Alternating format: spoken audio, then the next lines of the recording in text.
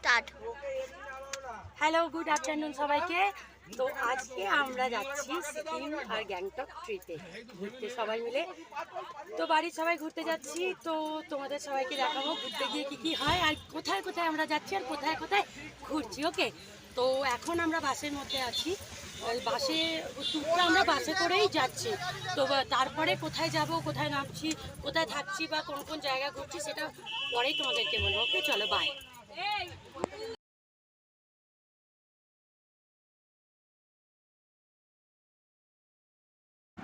এটা হলো বাসের পুরো ভিতরের লুকটা, যেটা আমি তোমাদের দেখিয়ে দিলাম।